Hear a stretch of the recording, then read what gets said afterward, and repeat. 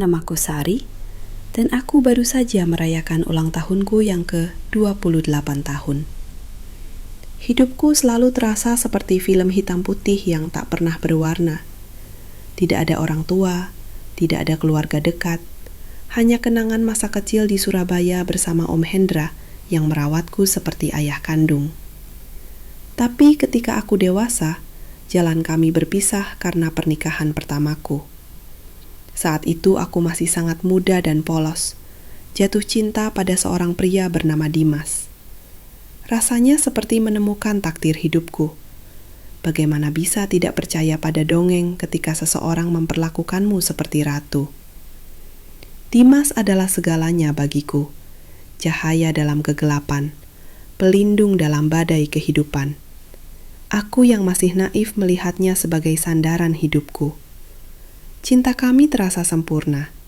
Masa depan terlihat cerah tanpa awan mendung. Tapi seperti kata pepatah, dongeng tidak berlangsung selamanya. Setelah 2 tahun menikah, Dimas mulai berubah. Dia menjadi dingin dan menjauh. Rumah bukan lagi benteng baginya, dan aku bukan lagi pusat dunianya. Percakapan kami berubah menjadi saling menyalahkan, dan kedatangannya yang jarang ke rumah selalu berakhir dengan pertengkaran. Aku tidak mengerti apa yang terjadi. Dimas, ada apa denganmu? Aku tidak berubah, aku masih gadis yang sama yang mencintaimu, katakan padanya. Dia hanya mengacuhkan. Kata-katanya tajam, tatapannya kosong. Ini hidupku, kebebasanku. Aku melakukan apa yang aku mau. Kata-katanya menusuk hatiku seperti pisau. Aku mencoba menyesuaikan diri dengan kenyataan baru ini, dengan sosok Dimas yang baru. Tapi setelah 3 tahun hidup seperti ini, aku menyadari bahwa aku tidak bisa lagi. Aku butuh udara segar. Aku butuh kebebasan. Aku meminta cerai. Yang mengejutkan, Dimas setuju. Bahkan dia menawarkan agar aku tetap tinggal di apartemen kami sampai menemukan tempat baru. Aku sangat berterima kasih padanya. Aku sendirian, tidak punya siapa-siapa, dan tawaran ini adalah penyelamatanku.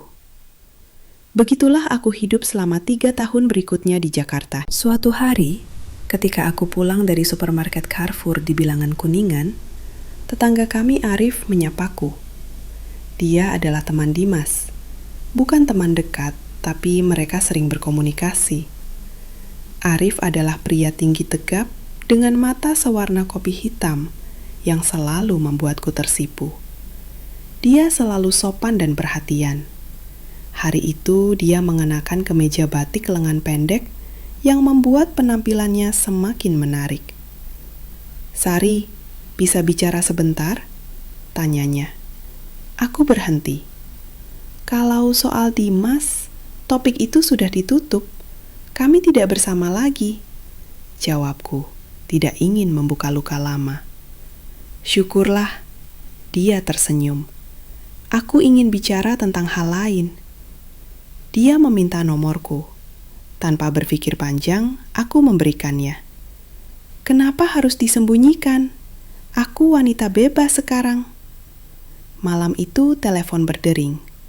Arif mengajak bertemu. Kami berbincang panjang, dan dia mengaku sudah lama menyukaiku. Dia mengatakan sejak tahu aku berpisah dengan Dimas, dia tidak bisa berhenti memikirkanku. Aku siap memperlakukanmu seperti ratu, Sari. Aku akan melakukan apapun untuk membuatmu bahagia. Kata-katanya melelehkan hatiku. Aku sangat kesepian, sangat membutuhkan perhatian. Aku ingin mempercayainya. Meski berpisah dengan Dimas, kami masih berkomunikasi. Dia meneleponku, menanyakan kabarku. Hubungan kami seperti teman baik, tapi aku tidak tahu bagaimana memberitahunya tentang Arif. Aku takut reaksinya.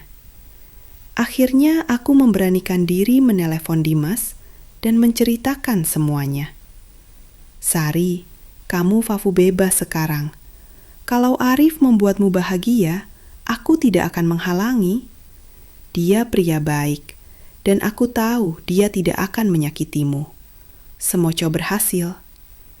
Kata-katanya membuatku lega. Aku sangat senang dia tidak keberatan. Aku menerima lamaran Arif. Dia sangat tulus, sangat perhatian. Kami cepat merencanakan pernikahan. Setelah akad nikah di Masjid Istiqlal, kami pindah ke apartemennya di kawasan Senayan. 2 minggu pertama kehidupan bersama, kami seperti dongeng. Arif mengelilingiku dengan perhatian dan krisih sayang. Dia memberiku hadiah, memasak makan malam. Aku merasa seperti ratu. Tapi dongeng itu berakhir. Suatu sore Arif berkata, "Sari, masaklah sesuatu yang enak. Kita ada tamu malam ini." "Siapa?" tanyaku. "Dimas akan datang." Aku terkejut. Kenapa? Mengapa dia tidak memberitahuku lebih awal? Tapi Arif menenangkanku, mengatakan semuanya akan baik-baik saja. Aku memasak rendang dan nasi kuning, hidangan kesukaan mereka. Tak lama bel berbunyi. Dimas datang. Dia terlihat sedikit canggung, tapi cepat mengontrol diri. Kami duduk makan malam bersama. Sepanjang malam, Dimas dan Arif bercanda, tertawa, saling bertukar pandang. Aku merasa seperti orang asing, seperti dekorasi dalam pertunjukan mereka. Tapi kemudian tatapan mereka berubah. Mereka menatapku, dan pandangan mereka bukan sekedar tertarik. Pandangan mereka penuh nafsu yang membuatku tidak nyaman. Malam itu aku mengenakan kebaya modern berwarna hijau zamrud dengan rok pensil hitam yang memeluk tubuhku sempurna. Roknya pendek, hanya sampai pertengahan paha. Bagian belakang kebaya terbuka, memperlihatkan punggungku yang mulus.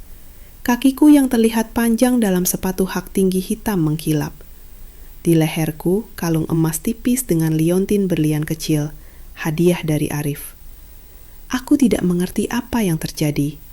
Ketika Dimas pulang, aku bertanya pada Arif, "Apa yang tadi itu? Kenapa kalian menatapku seperti itu?" Arif tertawa. "Sayang, santai saja. Ini rahasia kita. Kami anxiety tenang, jangan diambil hati." Saat itulah aku menyadari dongengku telah berakhir. Permainan baru dimulai, dan aku adalah tokoh utamanya. Tapi aku tidak tahu aturan permainan ini, dan aku tidak yakin apakah aku bisa menang.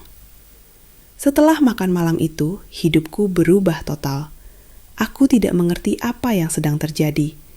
Malam itu, Arif dan Dimas bertingkah seperti dua konspirator. Mereka berbisik-bisik, melemparkan pandangan penuh makna kepadaku. Aku merasa seperti mainan pribadi mereka, objek baru untuk koleksi mereka. Yang paling membuatku tidak nyaman adalah senyum mereka ketika melihat pakaianku. Aku selalu berusaha berpakaian feminin, menonjolkan kelebihanku tanpa terlihat vulgar. Malam itu aku mengenakan dress batik ketat berwarna biru tua yang pas di tubuhku, pendek sampai pertengahan paha. Bagian punggungnya terbuka dengan potongan V yang dalam. Kakiku terlihat jenjang dalam sepatu stiletto merah marun dengan tali di pergelangan kaki. Di telingaku anting mutiara, di pergelangan tanganku gelang perak tipis. Semua hadiah dari Arif. Aku berusaha tampil cantik untuknya, tapi dia seolah memamerkanku. Aku mulai curiga ini bukan kebetulan. Dimas, mantan suamiku, terus saja ada di sekitar kami. Dia datang berkunjung ke apartemen kami. Arif sendiri yang mengundangnya. Aku merasa sangat canggung. Aku tidak mengerti apa yang menghubungkan mereka dan mengapa mereka bertingkah begitu aneh. Yang paling membuatku risih adalah cara mereka berdua menatap tangan dan kakiku. Aku suka kuku panjang yang dicat warna-warni cerah dan selalu memakai sepatu hak tinggi yang cantik. Mereka seolah sengaja memperhatikan hal itu, memberi pujian yang terdengar aneh, bukan sekedar memuji, tapi seperti menilai. Suatu hari Arif mengatakan ingin mengadakan pesta. Hanya untuk orang-orang terdekat, jelasnya. Dengan naifnya aku mengira dia ingin mengenalkanku pada teman-temannya. Tapi di pesta itu hanya ada kami bertiga, aku, Arif, dan Dimas. Di meja ada kue tar mewah, sampanye, buah-buahan segar dari pasar Tanah Abang. Semuanya indah dan meriah. Aku tidak mengerti apa yang kami rayakan. Ini untuk merayakan pernikahan kita, jelas Arif. Aku merasa bahagia. Kukira dia benar-benar mencintaiku. Aku mengenakan gaun sutra merah favoritku. Potongannya longgar, tapi ada belahan tinggi sampai paha. Meraks menyala seperti api, kontras dengan rambut hitamku yang terurai dan kulit putihku. Di kakiku sepatu hak jarum dengan tali yang melilit pergelangan kaki. Aku merasa percaya diri dan menarik. Musik mengalun, percakapan, pawa. Kami duduk sambil minum sampanya. Di suatu momen Arif memanggilku ke kamar tidur. "Aku ingin bicara denganmu berdua saja," katanya. Aku mengikuti. Kukira dia ingin mengatakan sesuatu yang penting, tapi dia tidak berbicara. Dia hanya menatapku dan tatapannya begitu penuh nafsu, begitu berbahaya. Dia mendekat dan mulai perlahan mengusap lenganku. Aku merasakan jari-jarinya meluncur di kulitku. Itu menyenangkan. Aku memejamkan mata. Lalu aku merasakan tangannya turun ke kakiku. Dia mulai mengusap pergelangan kakiku. Rasanya begitu nikmat, begitu aneh. Aku tidak mengerti apa yang terjadi. Aku tidak pernah merasakan hal seperti ini. Tiba-tiba pintu terbuka. Di ambang pintu berdiri Dimas. Dia tersenyum. Aku terkejut. Aku tidak tahu harus berbuat apa, harus berkata apa. Tapi Arif tetap tenang. Dia hanya tersenyum pada Dimas dan mengangguk. Dan Dimas, tanpa berkata apa-apa, mendekatiku. Dia juga mulai mengusap lenganku dari sisi yang lain. Aku merasakan gemetar menjalar di tubuhku. Aku terjebak di antara mereka. Tubuhku bereaksi dengan sendirinya. Aku merasakan panas. Jantungku berdetak lebih cepat. Mereka berdua menyentuhku dan aku menyukainya. Aku tidak bisa menjelaskan, tapi ini sangat menggairahkan. Mereka dengan lembut tapi tegas membimbingku ke tempat tidur.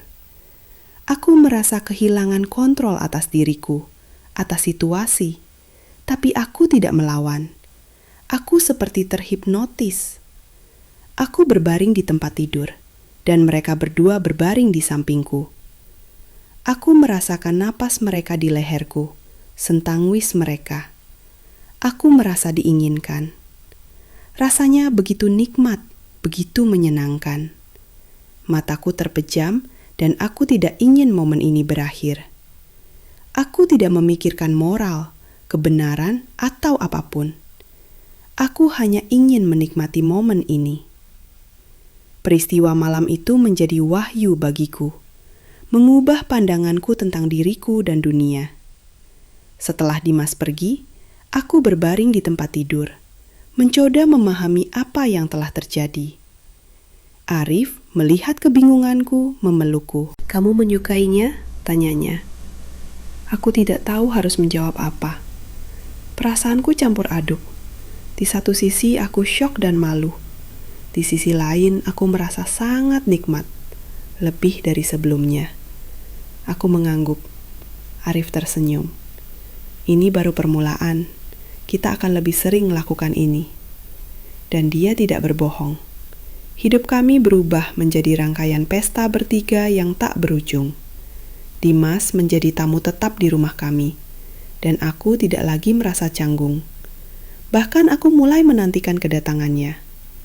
Aku menyadari bahwa setiap kali ketegangan dalam diriku meningkat. Tubuhku, pikiranku, selusuh keberadaanku mendambakan pertemuan-pertemuan ini.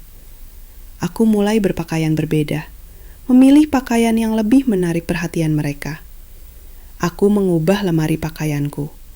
Sekarang didominasi oleh dress ketat, rok mini, sepatu hap tinggi. Aku suka cara mereka menatapku. Cara mata mereka berbinar ketika aku masuk ruangan. Aku mulai merasa lebih percaya diri, lebih diinginkan, lebih hidup. Suatu hari ketika Dimas berkunjung, Arif memberiku dress baru.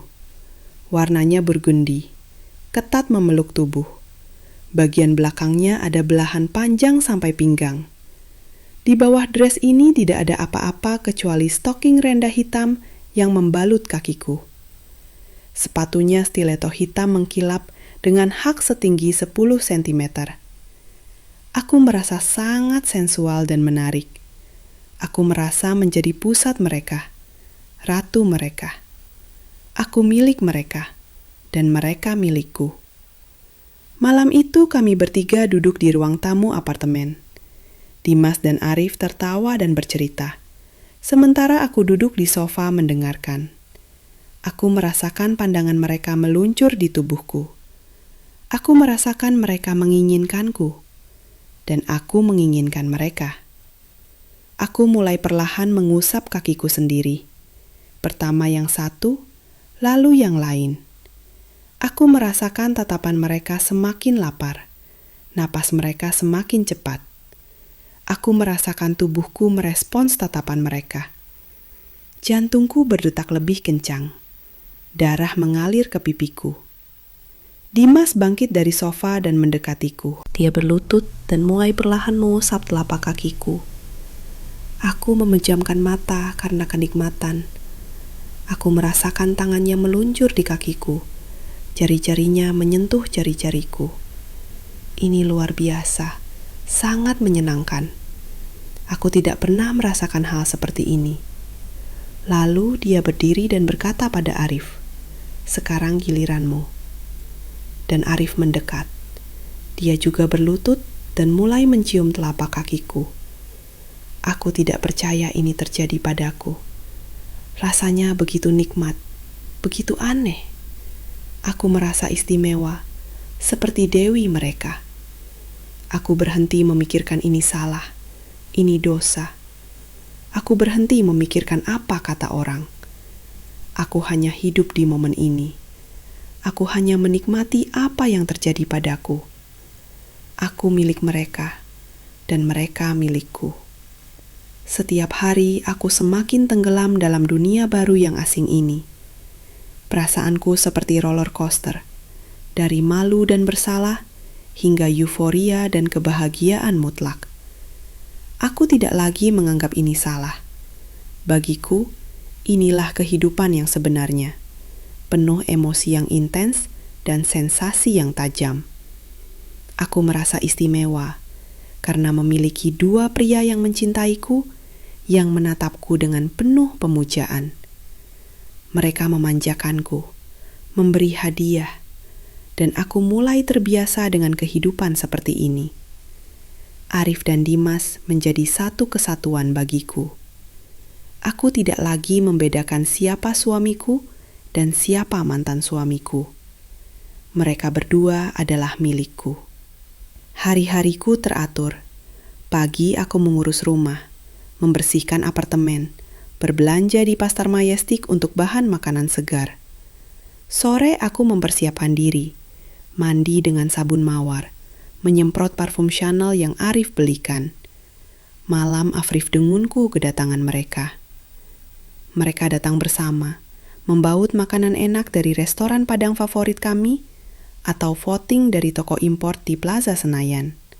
Kami makan malam, tertawa, dan aku merasa seperti wanita paling bahagia di dunia.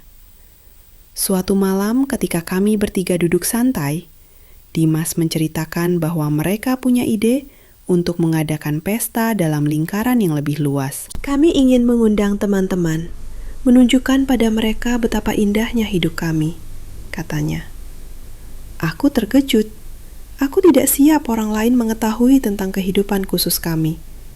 Aku mencoba menolak, tapi Arif menghentikanku. Sayang, jangan khawatir. Ini akan menyenangkan. Kami hanya ingin menunjukkan bagaimana seharusnya hidup. Aku merasa seperti dipamerkan. tapi desakan mereka menang, dan aku setuju. Ke pesta datang teman-teman Arif dan Dimas, serta beberapa kenalan mereka, pengusaha sukses dari kawasan SCBD, beberapa artis lokal yang wajahnya familiar, dan kalangan elit Jakarta. Ada sekitar 15 orang. Aku mengenakan gaun hitam panjang dengan belahan tinggi dan dekolte yang dalam. Gaun itu dijahit khusus oleh perancang terkenal di Kemang. Di kakiku sandal hak jarum dengan tali tipis yang melilit pergelangan kaki seperti ular emas. Tanganku dihiasi gelang-gelang berlian, rambutku disanggul tinggi, membuka leher panjangku. Kalung zamrud hijau berkilau di dadaku, warisan yang Arif katakan dari neneknya. Aku menjadi pusat perhatian. Pria-pria menatapku dengan kagum, wanita-wanita dengan iri. Di tengah pesta, Arif mengundang semua orang ke ruang keluarga yang telah diubah. Aku merasakan jantungku berdetak lebih cepat. Aku tidak mengerti apa yang terjadi. Di ruangan itu ada sofa besar berlapis beludru merah, meja kecil dengan buah-buahan eksotis, mangga, rambutan, manggis, dan botol-botol champagne Moet. Di langit-langit dipasang lampu spotlight yang menciptakan suasana intim namun dramatis.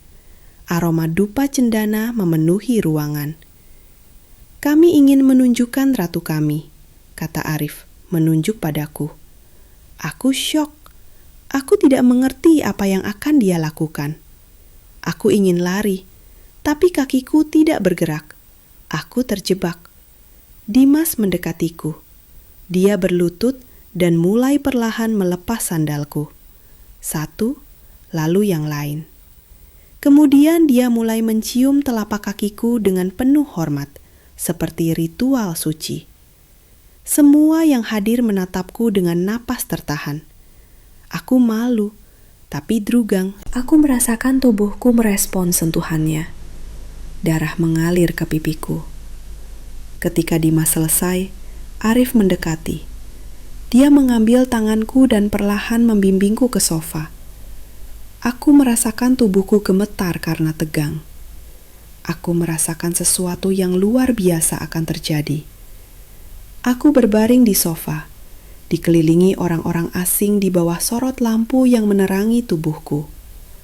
Jantungku berdebar seperti genderang, bukan karena takut, tapi karena ketegangan liar yang menguasaiku dari ujung rambut hingga ujung kaki. Aku merasa menjadi pusat alam semesta, ratu mereka, yang mereka semua tatap dengan kagum. Aku melihat Arif dan Dimas saling berpandangan, dan di mata mereka ada api. Mereka seperti berkompetisi siapa yang akan membuatku lebih bahagia, lebih diinginkan. Arif perlahan mendekati dan duduk di sampingku. Dia mengambil gelas champagne dan sambil menatap mataku langsung berkata, "Malam ini kita semua berkumpul untuk merayakan cinta kami. Dan istriku, Sari, adalah bunga terindah yang pernah kutemui. Dia harta kami." Dia memberikan gelas itu pada Dimas, dan Dimas mengambilnya berkata, "Aku berterima kasih pada Arif, karena dia membuka jalan bagiku untuk menikmati kehadiran Sari. Dia adalah kebahagiaan yang tidak bisa kupertahankan dulu, tapi sekarang aku bisa menikmatinya bersamanya." Aku terharu dengan kata-kata mereka. Rasanya mereka benar-benar mencintaiku. Dan kemudian dimulailah sesuatu yang membuatku lupa segalanya. Arif dan Dimas mulai perlahan dan lembut mengusap kakiku. Mereka melakukannya sedemikian rupa, sehingga aku merasakan setiap sentuhan mereka. Aku memejamkan mata karena kenikmatan. Tubuhku merespons belayan mereka. Gemetar menjalar. Jantungku berdetak semakin kencang. Semua yang hadir mengamati kami. Aku mendengar mereka berbisik kagum satu sama lain. Mereka tidak berhenti di situ. Arif dan Dimas, tanpa berkata apa-apa, mulai mencium kakiku. Pertama mereka mencium telapak kakiku. lalu pergelangan kaki, kemudian naik ke lutut. Aku merasakan ini bukan sekadar ciuman, ini adalah ritual. Mereka seperti bersujud padaku, seperti pada Dewi. Aku milik mereka, mereka milikku. Tubuhku dalam kekuasaan mereka, dan aku menyukainya. Aku merasakan tangan mereka meluncur di kakiku, semakin tinggi mendekati ujung gaunku. Aku merasakan jari-jari mereka menyentuh kulitku, dan aku terbakar hasrat. Aku tidak bisa mengontrolnya. Tubuhku menginginkan lebih. Tubuhku mendambakan sentuhan mereka. Aku merasakan mereka mulai melepas stokingku perlahan, seperti membuka hadiah berharga. Aku syok, tapi tidak melawan. Aku hanya berbaring dan menikmati momen itu. Ketika stoking terlepas, Dimas dan Arif menatapku. Mata mereka menyala, nafas mereka terputus-putus. Mereka berdua terangsang. Aku melihatnya. Aku merasakan mereka siap melakukan apa saja untukku. Dan tiba-tiba terdengar ketukan di pintu apartemen. Semua membeku. Dimas dan Arif saling berpandangan, dan di mata mereka ada ketakutan. Aku tidak mengerti apa yang terjadi. Siapa yang datang? Ini tidak mungkin teman-teman mereka. Mereka semua ada di sini. Siapa yang bisa datang selarut ini? Mereka cepat bangkit. Dimas mengambil selendang sutra dan menutupi tubuhku yang setengah terbuka. Arif mengenakan kemeja batik dengan tergesa dan berjalan membuka pintu. Aku berbaring di sofa. Seluruh tubuhku gemetar karena takut dan tegang. Ketika Arif kembali, wajahnya pucat pasi. Dia menatapku, lalu Dimas, dan berkata dengan suara bergetar, "Yang datang adalah Om Hendra, Sari." Aku merasakan dunia runtuh di kakiku. Om Hendra, satu-satunya orang yang dekat denganku, yang berpaling dariku karena pernikahan pertamaku, telah datang dari Surabaya ke Jakarta. Kenapa? Apa yang akan dia katakan ketika melihat semua ini? Apa yang terjadi? Saat itu aku menyadari dongengku telah berakhir, dan aku tidak tahu apa yang menungguku di depan. Pintu apartemen terbuka perlahan, dan aku melihat sosok yang begitu familiar, namun sudah lama tidak kulihat. Om Hendra berdiri di ambang pintu dengan wajah keras yang biasa ku ingat dari masa kecilku. Rambutnya yang mulai memutih terlihat rapi. Pakaiannya, kemeja putih lengan panjang dan celana kain hitam, sederhana namun sopan. Di tangannya tas kecil, seolah dia baru saja tiba dari perjalanan jauh dari Surabaya. Matanya menyapu ruangan, melihat tamu-tamu yang masih terdiam, lalu berhenti padaku yang berbaring di sofa dengan selendang menutupi tubuhku. Wajahnya berubah, dari keras menjadi kecewa, dari kecewa menjadi marah.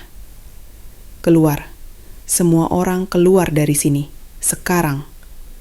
Suaranya keras dan penuh otoritas. Tidak ada yang berani melawan. Tamu-tamu mulai bergegas keluar satu persatu. Ada yang menunduk malu, ada yang berbisik-bisik. Dalam 5 menit, apartemen yang tadi penuh sesak menjadi sunyi. Yang tersisa hanya aku, Arif, Dimas, dan Om Hendra. Aku cepat bangkit, merapikan gaunku yang berantakan, mencoba menutupi rasa maluku. Kakiku gemetar saat aku berdiri, hampir terjatuh dari sepatu hak tinggiku. Arif refleks ingin membantuku, tapi satu tatapan tajam dari Om Hendra membuatnya mundur. "Sari, berkemas. Kamu pulang bersamaku malam ini," kata Om Hendra tanpa basa-basi. "Om, ini..." "Tidak ada penjelasan yang ingin ku dengar, Sari. Aku tidak datang dari Surabaya untuk mendengar alasan. Aku datang karena aku mendengar kabar tentang kehidupanmu dari teman lama yang bekerja di Jakarta. Aku tidak percaya pada awalnya, tapi sekarang aku melihatnya sendiri." Arif maju selangkah. "Pak Hendra, dengan segala hormat, Sari adalah istriku yang sah. Kami sudah menikah secara agama dan negara. Anda tidak bisa diam, bentak Om Hendra. Kamu pikir aku tidak tahu apa yang terjadi di sini? Kamu pikir ini pernikahan yang normal? Kamu dan dia menunjuk Dimas, memperlakukan keponakanku seperti objek, seperti ranking kalian. Dimas mencoba bicara. Pak, ini bukan seperti yang Bapak pikirkan. Sari bahagia dengan kami. Dia bahagia? Om Hendra tertawa pahit. Ini yang kamu sebut kebahagiaan? Dipamerkan di depan orang-orang asing seperti pertunjukan? Di mana harga dirimu, Sari? Air mataku mulai mengalir. Untuk pertama kalinya dalam berbulan-bulan, aku merasakan rasa malu yang sebenarnya. Kata-kata Om Hendra menusuk seperti pisau, membuka mataku pada kenyataan yang selama ini ku coba hindari. Aku mencintai mereka, Om, bisiku pelan. Cinta? Om Hendra menggeleng. Ini bukan cinta, Sari. Ini manifestulasi. Mereka memanfaatkan kesepianmu, kehausan akan kasih sayangmu. Dan kamu, karena terlalu lama hidup tanpa keluarga, tidak tahu bedanya. Arif dan Dimas terdiam. Untuk pertama kalinya, aku melihat mereka tidak tahu harus berkata apa. Wajah mereka terlihat bersalah. Berikan aku waktu bicara dengan mereka, Om. Tolong, pintaku. Om Hendra menatapku lama, lalu menghela napas. 15 menit. Aku tunggu di bawah. Dia berjalan keluar, menutup pintu dengan keras. Setelah Om Hendra pergi, aku berbalik menghadapi Arif dan Dimas. Keduanya terlihat gelisah, tidak berani menatap mataku langsung. Apa yang sebenarnya terjadi? Tanyaku dengan suara bergetar. Apa semua ini nyata? Atau aku hanya permainan kalian? Arif maju mencoba meraihku. Sari, sayang, ini nyata. Aku mencintaimu. Jangan sentuh aku. Aku menepis tangannya. Jawab dengan jujur. Sejak kapan kalian merencanakan ini semua? Dimas duduk di sofa, menundukkan kepala. Sejak awal, Sari. Sejak aku masih menikah denganmu. Duniaku berputar. Apa? Aku dan Arif, kami punya ketertarikan yang sama. Pada awalnya kami hanya berbagi fantasi, berbicara tentang hal-hal yang kami inginkan. Dan kemudian kamu muncul dalam pembicaraan kami. Arif mengagumimu sejak lama, bahkan ketika kamu masih jadi istriku. Arif melanjutkan. Aku bilang pada Dimas aku mencintaimu. Dan dia menyarankan rencana ini. Bahu cerai, aku mendekatimu, dan Koping Bima bertiga. Aku merasa mual. Jadi perceraian kami itu diatur. Aku sudah tidak mencintaimu lagi sebagai istri Sari, kata Dimas. Tapi aku masih menginginkanmu dengan cara yang berbeda.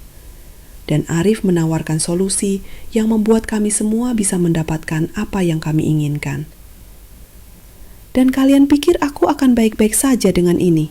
Kalian manipulasi hidupku. Tapi kamu bahagia kan? Tanya Arif. Kamu menikmatinya. Kamu bilang sendiri kamu mencintai kami. Aku terdiam. Dia benar. Aku menikmatinya. Aku merasakan kebahagiaan yang tidak pernah kurasakan sebelumnya. Tapi apa itu cinta yang sebenarnya? Atau hanya ilusi yang mereka ciptakan? Aku butuh waktu berpikir, kataku akhirnya. Aku harus pergi dengan Om Hendra. Sari, jangan, pinta Arif. Tetaplah di sini. Kita bisa menjelaskan pada Omo. Kita bisa... Tidak, teriakku. Aku sudah muak dengan semua kebohongan ini. Aku perlu menjauh. Aku perlu berpikir jernih. Aku berlari ke kamar, mengambil tas dan memasukkan beberapa pakaian dengan tergesa. Tanganku gemetar saat aku melepas gaun hitam itu dan menggantinya dengan jeans dan kaos sederhana. Aku melepas semua perhiasan, gelang, kalung, anting, dan meninggalkannya di meja rias. Aku tidak ingin mengambil apapun yang mereka berikan. Ketika aku keluar membawa tas kecil, Arif dan Dimas masih berdiri di ruang tamu. Wajah mereka terlihat hancur. "Ini bukan selamat tinggal," kata Dimas pelan. "Kamu akan kembali. Aku tahu kamu akan kembali." Aku tidak menjawab. Aku hanya berjalan melewati mereka, keluar dari apartemen yang selama ini kujadikan rumah. Di bawah, Om Hendra menungguku di dekat mobilnya, sebuah Toyota Avanza tua yang setia. Dia membukakan pintu bagasi untuk tasku, lalu membukakan pintu penumpang untukku. Kami berkendara dalam keheningan meninggalkan Jakarta, melewati jalan-jalan yang berkilauan lampu kota. Aku menatap keluar jendela, melihat gedung-gedung tinggi perlahan berganti dengan pemandangan yang lebih sepi. "Kamu tidak harus memaafkanku, Om," kataku akhirnya. "Tapi terima kasih sudah datang." Om Hendra melirikku sebentar, lalu kembali fokus pada jalan. "Kamu keponakan satu-satunya, Sari. Meski aku kecewa dengan pilihanmu dulu, kamu tetap darah dagingku. Aku tidak bisa membiarkanmu tersesat lebih jauh." Air mataku mengalir lagi. Untuk pertama kalinya dalam bertahun-tahun, aku merasakan kehangatan keluarga yang tulus, tanpa agenda tersembunyi. Tapi di sudut hatiku yang dalam, aku masih merasakan kerinduan aneh pada kehidupan yang baru kutinggalkan, pada sentuhan mereka, pada perasaan diinginkan, pada sensasi menjadi pusat perhatian. Apakah aku bisa benar-benar melepaskan semua itu? Perjalanan dari Jakarta ke Surabaya terasa seperti perjalanan kembali ke masa lalu. Setiap kilometer yang kami tempuh membawaku menjauh dari kehidupan yang telah kujadikan rumah selama berbulan-bulan. Namun anehnya, semakin jauh kami pergi, semakin kuat rasa hampa di dadaku. Kami tiba di rumah Om Hendra pagi-pagi sekali, ketika matahari baru mulai menyingsing di ufuk timur. Rumah sederhana di pinggiran Surabaya itu masih sama seperti yang kuingat. Cat birunya yang memudar, taman kecil dengan pohon mangga tua, pagar besi yang mulai berkarat. Ini rumah masa kecilku, tapi sekarang terasa asing. "Istirahatlah, kita bicara nanti," kata Om Hendra sambil membawakan tasku ke kamar lamaku di lantai 2. Aku berbaring di kasur single yang terasa terlalu kecil setelah terbiasa dengan tempat tidur king size di apartemen. Langit-langit kamar ini retak-retak, sangat berbeda dengan apartemen mewah dengan lampu kristal. Tapi ada sesuatu yang menenangkan di sini. Kesederhanaan, kejujuran. Aku tidak bisa tidur. Pikiranku terus berputar pada kejadian semalam. Wajah Arif dan Dimas saat aku meninggalkan mereka. Pengakuan mereka tentang manipulasi yang telah direncanakan sejak awal. Tapi juga perasaan yang pernah mereka berikan padaku. Ponselku bergetar. Puluhan pesan masuk dari Arif dan Dimas. Arif, "Sari, maafkan aku. Kumohon dengarkan penjelasanku." Dimas, "Aku tahu kami salah, tapi perasaan kami padamu nyata. Jangan pergi begitu saja." Arif, "Aku mencintaimu. Apapun yang terjadi, itu tidak berubah." Dimas, "Tanpamu, hidup kami tidak lengkap. Kamu adalah ratu kami." Aku menatap layar ponsel dengan air mata mengalir. Bagian dariku ingin membalas, ingin kembali. Tapi aku ingat wajah Om Hendra, kekecewaannya, kata-katanya tentang manipulasi. Aku mematikan ponsel. Sore harinya, Om Hendra memanggilku ke ruang tamu. Dia sudah menyiapkan teh manis dan pisang goreng, camilan favoritku dulu. "Ceritakan padaku, Sari, bukan tentang mereka, tapi tentangmu. Apa yang kamu rasakan sebenarnya? Aku terdiam lama sebelum akhirnya menjawab. Aku merasa hidup, Om. Untuk pertama kalinya sejak Mama dan Papa meninggal, aku merasa ada yang benar-benar menginginkanku. Bukan karena kewajiban, tapi karena mereka memilihku. Tapi mereka memanipulasimu, Sari. Aku tahu, dan itu yang membuatku marah. Tapi aku berhenti mencari kata-kata yang tepat. Apakah perasaan yang kurasakan menjadi tidak nyata, hanya kakdinata, hanya comfort dengan manipulasi? Apakah kebahagiaan yang kurasakan menjadi palsu? Om Hendra menghela napas panjang. Itu pertanyaan yang harus kamu jawab sendiri, Nak.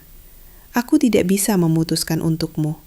Tapi ingat, cinta yang sehat dibangun atas kejujuran dan rasa hormat, bukan atas kebohongan dan permainan kekuasaan. Kami duduk dalam diam, masing-masing tenggelam dalam pikiran sendiri. Malam itu, aku tidak bisa tidur lagi. Aku menyalakan ponsel dan membaca semua pesan dari Arif dan Dimas. Ada retatusan. Mereka memohon, menjelaskan, mengakui kesalahan mereka. Pesan terakhir dari Arif yang masuk jam 2 pagi membuatku terdiam. Sari, aku mengerti kalau kamu membenciku sekarang. Aku pantas dibenci. Tapi aku ingin kamu tahu, meski cara kami bertemu salah, perasaanku padamu berkembang menjadi sesuatu yang nyata. Aku tidak hanya menginginkan tubuhmu atau menjadikanmu objek fantasi. Aku mencintai caramu tertawa, caramu memasak rendang yang terlalu pedas, caramu menyanyikan lagu dangdut saat mandi. Aku mencintaimu sebagai manusia seutuhnya, dan aku siap membuktikannya jika kamu memberi kami kesempatan. Aku menangis membaca pesan itu, karena aku ingat semua momen kecil itu, momen yang tidak ada hubungannya dengan pesta atau ritual aneh mereka. Momen ketika kami bertiga menonton film di TV, berbagi es krim, bercanda tentang hal-hal bodoh. Apakah mungkin cinta tumbuh dari kebohongan? Pagi berikutnya, aku menemukan Om Hendra di taman, menyiram tanaman seperti biasa. Om, aku harus kembali ke Jakarta, kataku. Dia berhenti menyiram, menatapku dengan ekspresi tidak terbaca. Bukan untuk kembali pada mereka, aku cepat menjelaskan. Tapi untuk menghadapi mereka, untuk mendapatkan kejelasan. Aku tidak bisa lari terus. Om Hendra tersenyum tipis. Aku tahu kamu akan mengatakan itu. Kamu selalu keras kepala seperti almarhum kakakku, bapakmu. Om tidak marah. Marah? Tentu. Kecewa? Sangat. Tapi aku juga bangga. Kamu tidak lari dari masalahmu kali ini. Kamu menghadapinya. Dia berhenti sejenak. Tapi Sari, apapun keputusanmu nanti, pastikan itu keputusanmu sendiri. Bukan karena kesepian, bukan karena takut sendirian. Mengerti? Aku memeluknya erat. Terima kasih, Om. 2 hari kemudian, aku kembali ke Jakarta dengan bus malam. Aku sengaja tidak memberitahu Arif atau Dimas. Aku perlu melakukan ini dengan caraku sendiri. Aku tiba di depan apartemen Arif pagi-pagi sekali.